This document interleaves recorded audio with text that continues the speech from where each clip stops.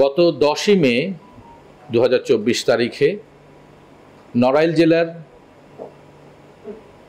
Mallikpur union Lohagara থানার মল্লিকপুর ইউনিয়নের একজন সাবেক ইউপি চেয়ারম্যান মোস্তফা কামালের উপরে দুর্বৃত্তরা অতর্কিত হামলা করে এবং তাকে এলোপাতাড়ি গুলি করে রেখে যায় এবং ঘটনাস্থল ত্যাগ করে। এরপরে স্থানীয়রা মুমূর্ষ অবস্থায় এই ভিকটিমকে চিকিৎসার জন্য স্থানীয় থানার স্বাস্থ্য কমপ্লেক্সে নিয়ে যায় এবং পরবর্তীতে তাকে উন্নত চিকিৎসার জন্য ঢাকা মেডিকেল কলেজে প্রেরণের সময় তিনি মৃত্যুবরণ করেন। একজন স্থানীয় নেতা এবং ইউপি চেয়ারম্যানের এই হত্যাকাণ্ডের ঘটনাটি এলাকায় ব্যাপক চাঞ্চল্য সৃষ্টি করে এবং প্রিন্ট এবং ইলেকট্রনিক মিডিয়ায় এবং সামাজিক যোগাযোগ মাধ্যমে ব্যাপকভাবে আলোচিত হয়। এরপর ভিকটিমের বড় ভাই বাদী হয়ে লোহাগাড়া থানায় একটি মামলা দায়ের করেন এবং আসামিদের ধরবার জন্য র্যাব তার ছায়া তদন্ত শুরু করে এবং এ ব্যাপারে আমরা আমাদের গোয়েন্দা নজরদারি বৃদ্ধি করি।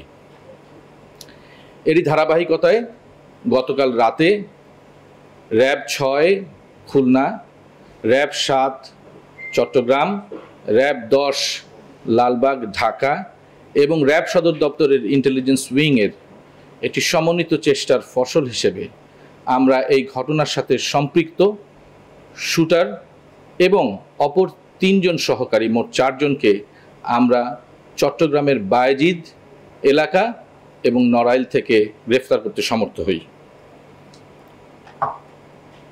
প্রাথমিক জিজ্ঞাসাবাদে জানা যায় যে প্রতিশোধ, প্রতিহিংসা এবং আধিপত্য বিস্তার ও প্রতিদ্বন্দ্বী প্রার্থীকে সরিয়ে দেবার যে একটি পূর্বশত্রুতা, এই পূর্বশত্রুতার জের ধরে এই হত্যাকাণ্ডটি সংঘটিত হয়েছিল।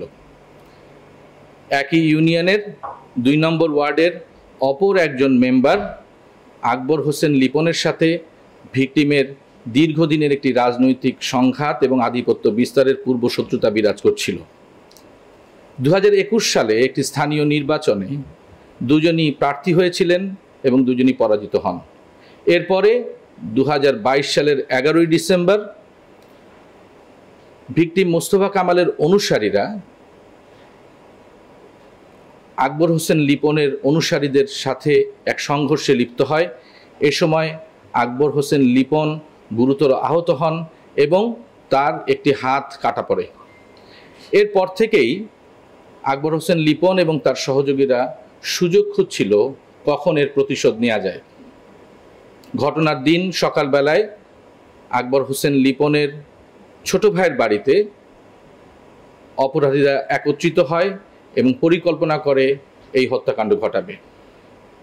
এরপর সন্ধ্যার দিকে একজন ভ্যান চালক ইদ্রিস আলী তার দেওয়া তথ্য মতে সকলে এই ভিকটিমের উপরে চড়াও হয় এবং শুটার সাজেদ মল্লিক তার হাতে থাকা একটি বিদেশি পিস্তল দিয়ে 3 রাউন্ড গুলি করে এবং ভিকটিমকে মাটিতে ফেলে দিয়ে তারা মুমূর্ষ অবস্থায় সেখানে রেখে পলায়ন করে।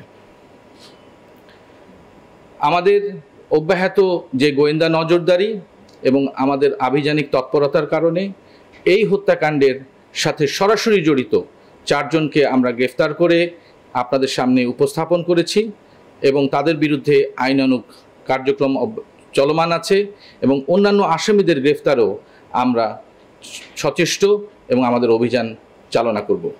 সকলকে ধন্যবাদ।